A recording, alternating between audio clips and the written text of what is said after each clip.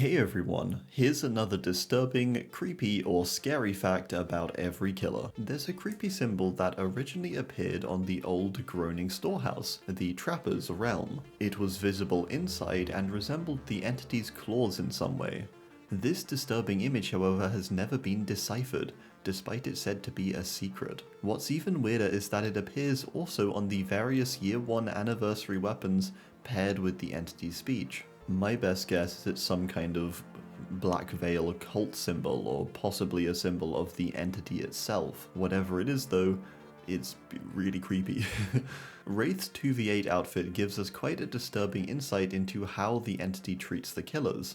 Wraith's outfit tells us that the entity simply dressed Wraith up and dropped him into the trial alongside another killer, leaving him quite confused. To get them to obey it, it also seems to use these head spikes, digging them into the characters' heads to cause pain and likely a bloodlust. Billy is really agitated in the lobby. He screams out, slams the ground, and seems eager to go. A really cool small detail though is how he even twitches his fingers over his chainsaw's trigger, almost like he's raring to kill. Nurse's eyes are something quite disturbing across her cosmetics. You may notice we've never seen them. But not just this, even in the cosmetics where you can see most of her face, the eyes generally have blood around them. Her eyes also look a lot more sunken than other masked characters, suggesting after her massacre she may have removed them herself. It clearly broke her greatly, with her found to be rocking back and forth after it happened. Myers has a particularly unique and brutal prestige look, with his outfit not just being blood, but seeming to have loads of these weird fleshy chunks throughout too. It makes you wonder what he did to get these. Hag has a particularly creepy claw, the scaly grip. This could potentially recount the moment she reached out to the entity and it answered her. Her arm has these strange red markings, entity talon-like features, and a blood red color. It also looks attached on, suggesting before her reaching out, Lisa's arm may have fallen off from her being slowly eaten away. Doctor seems to have a small connection to Arella through the map Larry's. One of the attractions that Arella creates for her haunted house seems to be inspired by the Doctor and Larry's, with a shock therapy scene with face gear. This reveals quite a freaky aspect of the entity, where it seems the entity angers or takes offense to some extent when people try to recreate instances where people were taken. When Nicolas Cage plays the Blight and performed how he entered the realm, the entity appears. Now with Doctor 2, it seems to appear and cause the death of Arella's friend. It seems always present and always watching, and always aware, if you're aware, of the events it's caused. Bubba has a number of different hammers, each with their own presumed messed up usage. There's his base cattle hammer, which is used to knock people out, the meat or cooking hammer used to tenderize the meat of his victims, then there's the sturdy hammer, presumably for a more fatal approach. Huntress's chained up outfit tells the story of her being captured by soldiers in the Red Forest. She's wheeled around in a cage and the soldiers are thankful to have captured her. She then uses her chains to kill the guards, ending them all brutally, and leaving just one to tell the horrors to a nearby village. It goes to show Anna is most definitely quite messed up, but it's also a slight insight that the legend surrounding her as a character was actually pretty accurate to how she really was. Freddy's map, Badham, seems to be largely built from his own mind. The shack changes to feature pipes from the boiler room, a key part of Freddy's creation. Across the map are also a number of creepy and bloody claw marks from Freddy's attacks, for example here on the ambulance, or even on Nancy's portrait. Pig, in a similar way on the game, seems to cause various bodies to appear, likely all being victims who died in her games, with them being placed alongside various jigsaw traps and trials that cause them. Almost all of them are unrecognizable, however, possibly showing some sort of suppression around what she's done. Clown has a sort of connected fact to him. This is the fact that across various realms you can see articles recurringly appear. Some of them seem to feature articles or stories about the killers and the massacre or death they've caused. Some even appear in Clown's caravan, as you might already know. This one seems to reference Trapper, with it happening in Washington. This one could reference Wraith or Billy. Then this one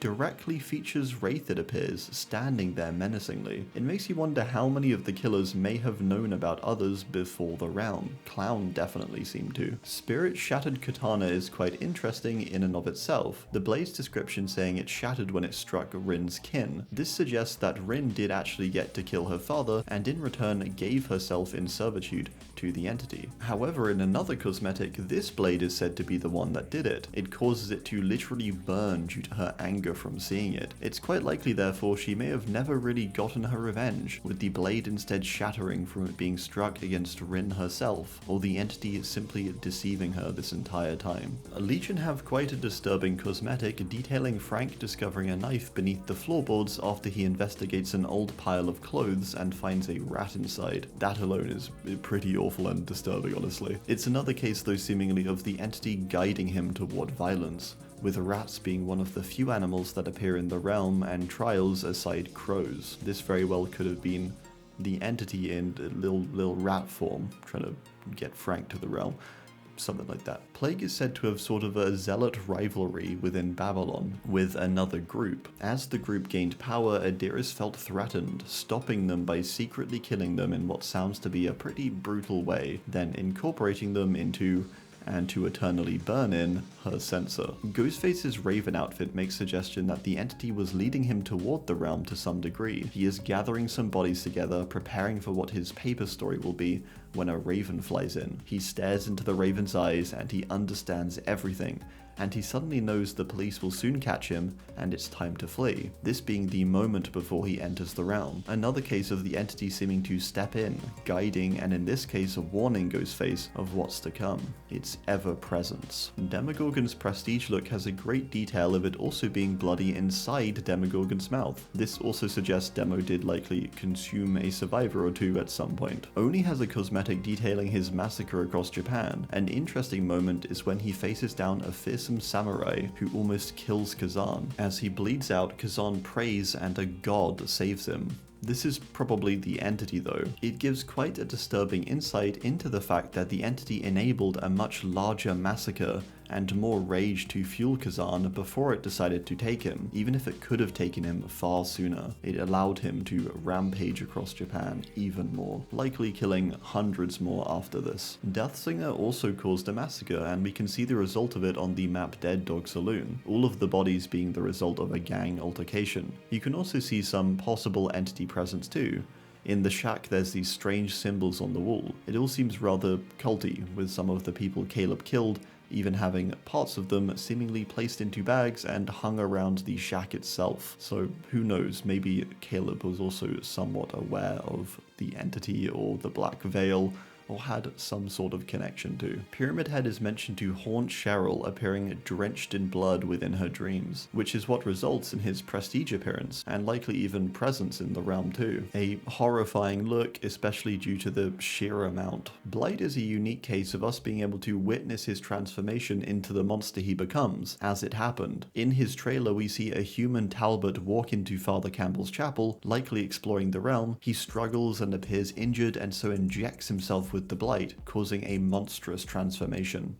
Twins. Charlotte carries Victor's tombstone and coffin with her, depending on the cosmetic you wear. Either of these is just pretty disturbing, but also very sad. There would likely be no place, after all, she could have buried him that would have remained undisturbed. Trickster has a story in a cosmetic about using his power in a particularly disturbing way. It mentions not only does he appear in lots of games, as in video games, I'm assuming it's like karaoke games and stuff like that, which is crazy. But he also partakes as a judge in a show. He takes a liking to a talented office worker's voice, inviting him back to his house. He then puts him into his song a week later. A horrible and disturbing use of his power. And it also just shows how blatant he was about it. Nemesis's original look, I realized, has a really freaky detail that they seemingly adapted slightly for the remake, and it's these biological tubes that connect to him. In the remake, they're these artificial plastic looking ones, but in the original they seem biological and almost like a mutation of some kind of inner tubing. Really freaky. Pinhead. Chatterer can only communicate through his teeth chattering, and this is because his lips have been removed and sort of inverted apparently, so that's nice.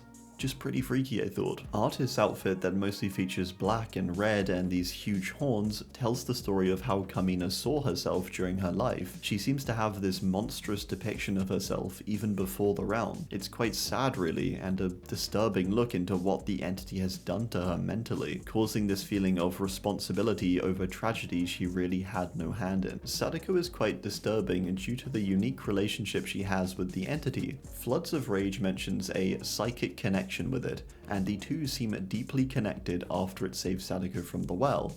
I would say this alone is pretty disturbing, with there being a clear understanding between the two when it comes to their lust for violence. Even seeing the entity's intentions and what it desires, and Sadako seemingly not being manipulated, at least not in the sense of changing her vision or something like that, it still wants to serve it, which I think just goes to show how bloodthirsty Sadako is at this point, how angry and revenge-driven. Dredge's latest Rift cosmetic tells the story of a boy who learned about Dredge through a storybook read by his mother, about this version of the Dredge in particular with the fungal growths. In this story, Dredge consumes a unicorn, which is presumably what we see on its arm, although it's been theorized to be Maurice, who has also been taken by Dredge before. As a man, the boy's community is attacked by Dredge, with the entire town seeming to flee it, causing him to be trampled to near death before being consumed into the Dredge. The Dredge is said to simply feed on him. Wesker wields a very specific blade in this outfit. It's one that both Leon and Krauser used during RE4. It suggests that Wesker must have gotten it from one of them. This means he probably either killed Krauser or more likely killed Leon in another universe to get this. Knight's dragon outfit is one he crafted to create as much fear as possible surrounding his presence. Not only does he affix dragon symbolism across himself despite not believing in them, but he also affixed skulls to his armor, likely those of his opponents, or well, victims really. Skull Merchant is also a bit extreme, and that's a light way to put it. Despite her often bright appearance, there are so many stories recounting horrible things she's done. This one, for example, being her planting of a bomb in her target's car that was enough to damage the car and injure the person, but not to kill them. She then goes in herself and finishes the job. Singularity's community outfit has a really disturbing brief flash of a skull face when idling, or during his mori. It's quite creepy how it just flashes up suddenly, aside this blank sort of static screen. It sort of takes you off guard the first time you see it. Xeno has a skin named Chrysalis, which tells the story of a Xeno shedding its hard, matured skin, revealing a new layer beneath. This isn't really disturbing though, but what is all of the insects that were under the hard skin the whole time, which hatch out as its skin is shed. Chucky's burning knife is eternally set to be in an ultra-hot state, making it likely highly painful for the survivors. This cosmetic also mentions in the flavor text the horrible smell of plastic and flesh cooking together. Unknown's anniversary cosmetic has an extremely creepy story behind it that seemingly has some big implications for how Unknown works as a being. When a woman encounters it at a party, she approaches it with a bottle, ready to attack. Once she does, Unknown's skin is said to ooze and then form into a blue fabric.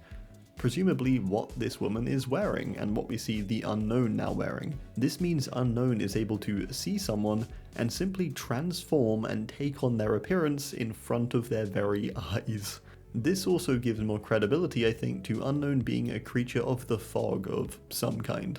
Vecna incorporates his victims into his armor, not too dissimilarly from Knight. This can be seen not just in the obvious skulls hanging around his waist, but also in his helmet, where we can see a person's jawbone that he's coated in gold and featured as part of the helmet. Dracula drinks the survivor's blood during his mori, which is already pretty messed up, but he also has a personal supply in a goblet that he just carries around with him for a bit of energy apparently. Houndmaster has a very interesting perspective on the realm and even her life. It's something she doesn't remember clearly, with the events forever changing, likely due to her continual exposure and presence in an overlap. Her horrific experiences and memories all manifest in this outfit, with prior injuries appearing and manifesting on her as if they were fresh or just happened. She has visions appear, and a heart forms on her cane.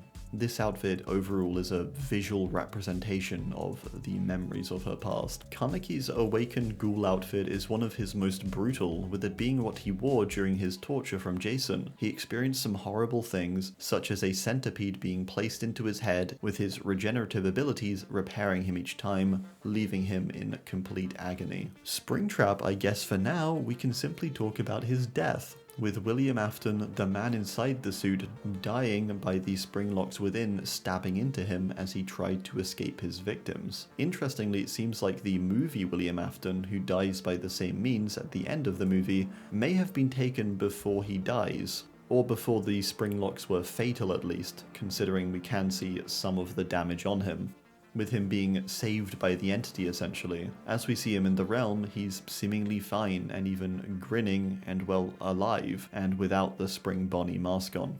So there you have it. I do hope you enjoyed. Thanks, and goodbye.